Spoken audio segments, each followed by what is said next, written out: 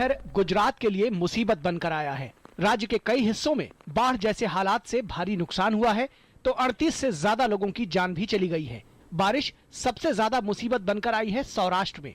मौसम प्रणाली में गहरे दबाव के कारण गुजरात में बुधवार से ही हो रही भारी बारिश के चलते लोग परेशान हो गए हैं। एनडीआरएफ, वायुसेना, एसआरपी के दलों को बाढ़ में फंसे हुए लोगों को बचाने के लिए तैनात किया गया है। सोमनाथ में बाढ़ के पानी में फंसे लोगों को राहत कर्मियों ने काफी मशक्कत के बाद निकाला। गिर सोमनाथ के भुआ तांबी गांव में बाढ़ का पानी गांव में घुस गया है।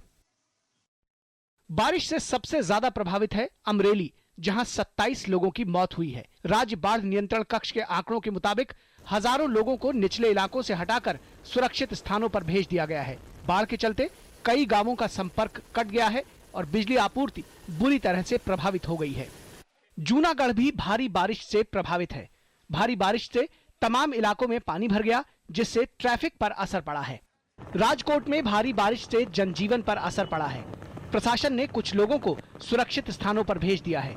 राजकोट में बारिश से 4 लोगों की मौत भी हो गई। अहमदाबाद में 6 इंच से ज्यादा बारिश हुई है। साबरमती नदी के किनारे के निचले इलाके वाले 60 गांवों को अलर्ट कर दिया गया है।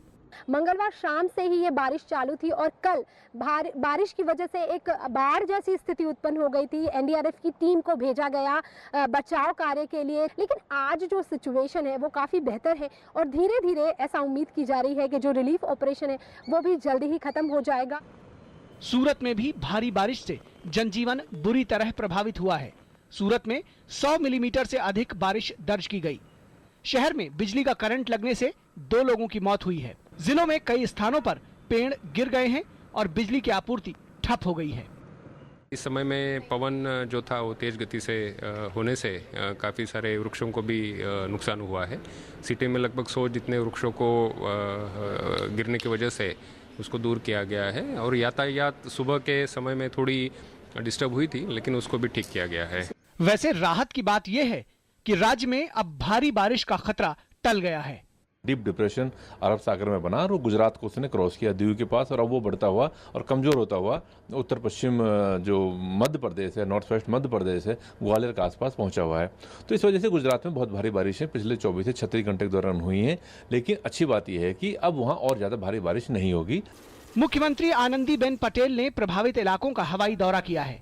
सरकार ने प्रभावित लोगों को नियमों के मुताबिक आर्थिक सहायता देने की बात कही है। प्रशासन लोगों को राहत पहुंचाने में लगा है।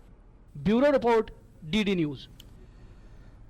उधर जम्मू कश्मीर के कई हिस्से भी पूरी तरह से पानी में डूबे हुए हैं। झेलम नदी खतरे के निशान से ऊपर बह रही है, जिसके कारण बाढ़ का खतरा खड़ा हो गया है।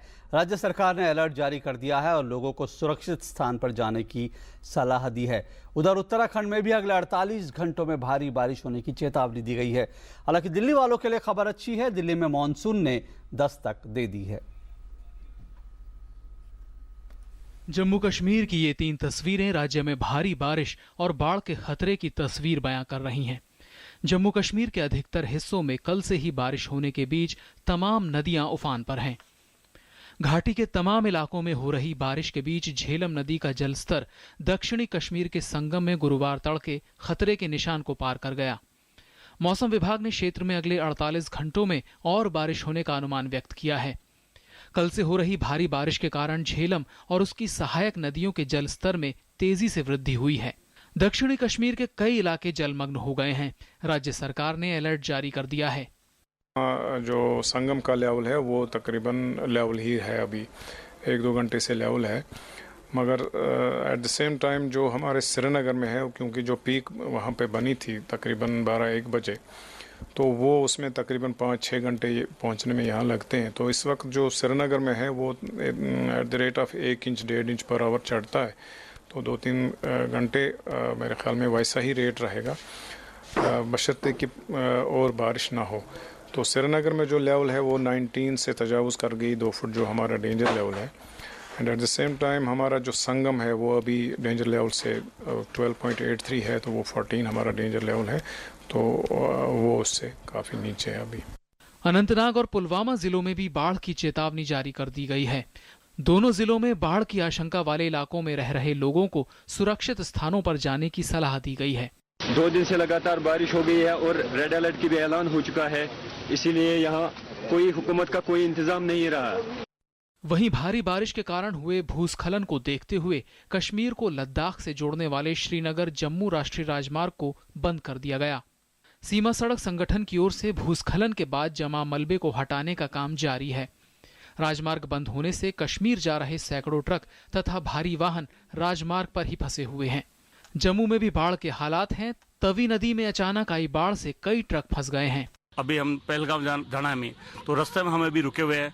प्रशासन की ओर से अभी तक तो ऐसी कोई न्यूज नहीं है कि रास्ता कब तक खुलेगा, हमें इसके बारे में कोई भी ध्यान नहीं है। बात उत्तराखंड की करें तो मौसम विभाग ने 48 घंटों तक भारी बारिश का अलर्ट जारी किया है। राज्य के चमोली, रुद्रप्रयाग, पौड़ी, जोशीमठ, बद्रीनाथ और हेमकुंड साहिब में बुधवार देर रात से लगातार तेज बारिश हो रही है। कई जगहों पर भूस्खलन की भी खबरें हैं, जिसके बाद प्रशासन ने कुछ समय के लिए 4 धाम यात्रा रोक दी। एक और पहाड़ी राज्य हिमाचल प्रदेश में भी मानसून पहुंच गया है, जिससे राज्य के कई इलाकों में बारिश हुई है। शिमला में जोरदार बारिश से पर्यटकों के चेहरे खिले हैं। मैं समझता हूं कि ये बिल्कुल सही समय पे मानसून आया है और ये किसानों के लिए भी बहुत अच्छा है और यहाँ के जो हमारे स्थानीय निवासी हैं उनके लिए भी बहुत अच्छा है। काफ़ी समय के बाद गर्मी से लोगों को निजात मिली है। राजधानी दिल्ली में भी मानसून आ चुका है। सुबह से ही मानसूनी बारिश होने से मौसम सुहावना हो गया और तापमान काफी नीचे गिर गया। बुधवार को भी राजधानी और आसपास के इलाकों में काफी बारिश हुई। मौसम विभाग ने मानसून के 26 जून तक दिल्ली पहुंचने का अनुमान व्यक्त किया था। वैसे मानसून झारखंड, बिहार और उत्तर प्रदेश के कई इलाकों में लोगों को बारिश से सराबोर कर रहा है, जिससे इन इलाकों में तपती धूप से राहत मिली है। माना जा रहा है कि अगले 24 से 36 घंटे में पूरे देश में मानसून छा जाएगा। News night desk, DD news.